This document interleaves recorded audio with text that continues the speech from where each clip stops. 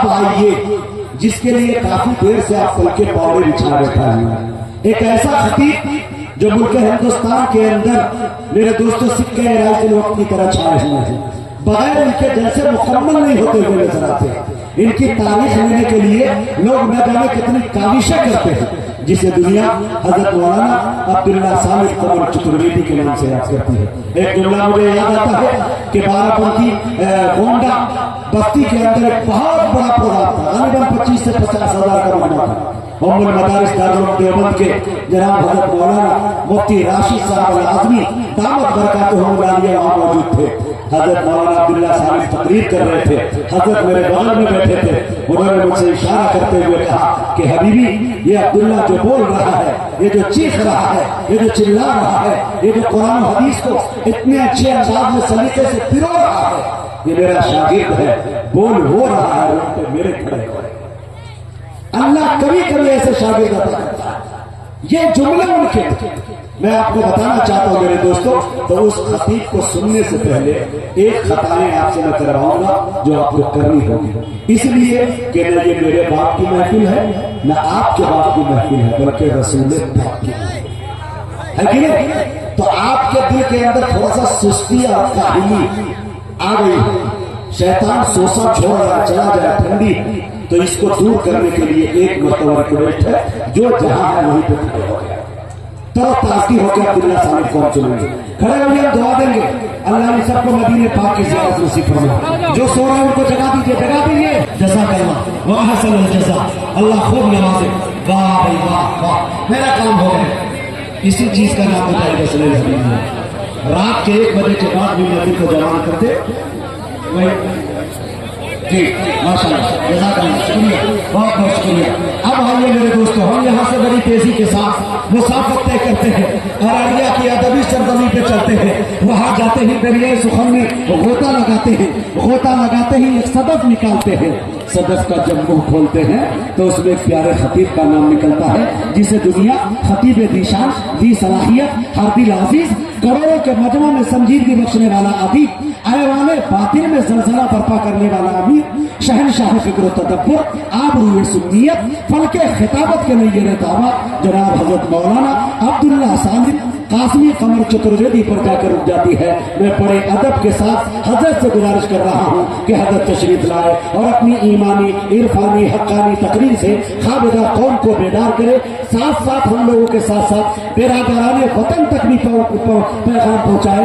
हम मुसलमान हैं, हक बात सुना देते हैं। बोलिए सुभान अल्लाह इस शेर के साथ कि हम मुसलमान हैं, हक बात सुना देते हैं, मुल्क मिल्लत के जवानों को सदा देते हैं। हमको आती नहीं इस मुल्क में दहशत गर्दी, हम तो वहशी को भी इंसान बना देते हैं। अरे हम तो कलमाए तौहीद पे ईमान रखकर काफिरों को भी मुसलमान बना देते हैं। हज़रात मोहतरम, मेरी तकरीर के बाद मुमकिन है कि आप लोगों की ख्वाहिश होगी, हम भी चाहते हैं हमारे जो सरपरस्त है, बल्कि हमें कहिए कि हमारे मुशायरा हो या जलसा हो, हम लोगों का कोई मसला कहीं पे अटकता है तो बस एक ही आदमी हल करते हैं, वो फिर खैराबादी साहब।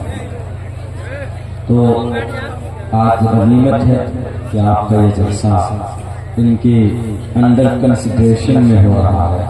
ये कन्वीनर इजलास में बड़ी सआदत की बात है, और फिर ये तारीखी जगह पे ये तारीखी जलसा, वरना एक डेट में, एक तारीख में दिलखैराबादी, मुजाहिद हसनैन हबीबी, साजिद नजीर और जनाब मुफ्ती सदर आलम, इन जैसी शख्सियात को एक तारीख में जमा करना बहुत मुश्किल होता है। 5 महीना पहले तरतीब बनानी पड़ती है, तब जाकर तरतीब से होती है। लेकिन कुछ ही दिनों में, मेरे ख्याल से 1 महीने के अंदर अंदर ये सारी तरतीब अगर किसी ने जमा की है तो उस शख्सियत का नाम जनाब खैराबादी साहब, उनका ऑर्डर हुआ, सारे प्रोग्राम कैंसिल करके हम लोग यहाँ पर हाजिर हो गए। क्योंकि ये तारीखी जगह चंपारण, इसकी एक बड़ी तारीख ये है कि गांधी जी को जो महात्मा का खिताब मिला उसकी शुरुआत वहीं से हुई थी। चंपारण की धरती से। वाकया शायद आप लोगों को मालूम न हो कि जब वो साउथ अफ्रीका में प्रैक्टिस कर रहे थे, he was the biggest lawyer of the world, is called at the time barrister. जो बहुत बड़ा लॉयर होता है उसको बैरिस्टर कहा जाता है। तो बैरिस्टर थे वो। लंदन से पढ़ाई करने के बाद जब वो साउथ अफ्रीका गए तो वहां पर उनके उस्ताद ने उनसे कहा कि मोहनदास यहाँ क्या कर रहे हो, जाओ भारत में तुम्हारी जरूरत। जब वो भारत आए, अपने मुल्क में आए, तो यहाँ मशवरा हुआ। उन्होंने अपने दोस्तों से मशवरा किया कि कहाँ से शुरुआत की जाए। तो उस वक्त एक आंदोलन चालू हुआ था, सत्याग्रह। उसकी शुरुआत यही है, चंपारण की धरती। इसीलिए चंपारण इस नाम से ज्यादा उसकी तारीख किताबों के अंदर मौजूद है। जब वो यहाँ पर आए, उनका एक दोस्त है, बल्कि इस चंपारण में एक बड़े बुजुर्ग ने अपनी जान जोखिम में डालकर उनकी जान बचाई। ढाका के करीब, मोतिहारी के करीब वो बस्ती है और उनकी नस्ल वहां पर बस्ती है। जब जहर खाने में मिलाया गया तो उस खाने को उसके जो बॉडीगार्ड थे, गालिबन उस शख्स का नाम मियाँ ऐसे करके है, फतह मियाँ ना, हाँ, ये भी तारीख आपके चंपारण को हासिल है। उससे पहले जब उन्होंने सत्याग्रह की शुरुआत की तो उसका एक दोस्त, उन्होंने गुजारिश की कि आप चंपारण से मेरे घर से शुरू करें। तो उन्होंने कहा कि ठीक है, हम तुम्हारे घर पर पहुंचेंगे। जब वो आए, दावत की गई, खाना खाया। उसके बाद उन्होंने कहा कि अब मैं रुखसत होता हूँ, लेकिन एक गुजारिश है कि तुम्हारे घर में कितनी औरतें हैं, नारी शक्ति कितना है। नारी, चूंकि नारी औरत बहुत ताकतवर होती है, ये बड़े लोग जानते हैं जो विद्वान होते हैं।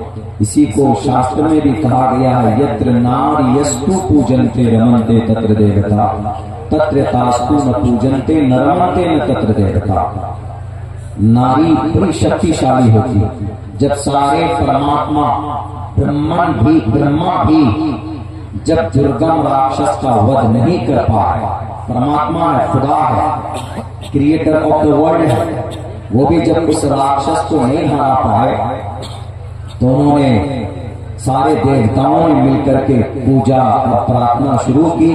तो उसके बाद हरि, जो तमाम खुदाओं का खुदा है, तो वहां पर एक शक्ति पैदा हुई। उन्होंने कहा कि क्या प्रॉब्लम है, क्यों बुलाया। भगवती माँ नमदार हो गई और फिर उसी भगवती माँ ने अवतार लेकर दुर्गे माता का उस दुर्गम राक्षस का वध किया है। जो काम परमात्मा नहीं कर सके, उस काम को एक औरत ने अंजाम दिया। इसीलिए औरत का मकाम और मर्तबा शास्त्रों के अंदर बहुत बताया गया है। तो गांधी जी जानते थे कि नारी से अगर दुआ लेनी जाए औरत से तो कुछ भी हो सकता है, हम अंग्रेज का मुकाबला बआसानी कर सकते। तो उन्होंने कहा कि जितनी भी औरत है तुम्हारे इस घर में, उनको बुलाओ, मैं उनके कदम पैर छूकर मैं आशीर्वाद लेना चाहता हूँ। तो उन्होंने कहा कि ठीक है। तो उन्होंने अपनी माँ को पहले भेजा। उसकी माँ आई, कदम छूकर आशीर्वाद लिया। उसके बाद फिर माँ गई, बीवी आई, कदम छूकर आशीर्वाद लिया। तो फिर गांधी जी ने कहा कि दोनों को एक साथ में छूना चाहता हूँ, उनके कदम को, उनके चरणों को जरा भेजिए। दोनों ने कहा, उसके दोस्त ने कहा कि गांधी जी हम ये नहीं कर सकते, इसलिए कि मेरे घर में एक ही जोड़ा सही सलामत है, एक ही जोड़ा जो एक ही सूट है, एक ही ढंग की साड़ी है। बाकी जो दूसरा कपड़ा मेरी बीवी के पास है वो फटे पुराने कपड़े हैं, वो पहनकर आपके पास नहीं आ सकती है। जो सही सूट है, जो साड़ी है, जब माँ पहन के आती है तो फटे कपड़े में मेरी बीवी अंदर रहती है, और जब बीवी उसको बदल कर आती है तो माँ उस कपड़े को यूज करती है। इसलिए हम दोनों औरत को बैक वक्त आपके सामने नहीं भेज सकते। उसी दिन, उसी वक्त, उसी लम्हा Mohandas Karamchand Gandhi decided to put off the clothes. उसी वक्त वो फैसला करता है कि मैं अपनी जिंदगी के अंदर कभी भी ये suit boot coat pant tie ये मैं कभी नहीं पहनूंगा। तब से लेकर मरते दम तक गांधी जी ने कपड़ा नहीं पहना, सिर्फ 2 धोती, एक तहमत के तौर पर और एक उनके बदन पर हुआ करता था। अगर इस तारीख को वजूद में लाने का जरिया अगर कोई धरती है तो वो चंपारण की धरती।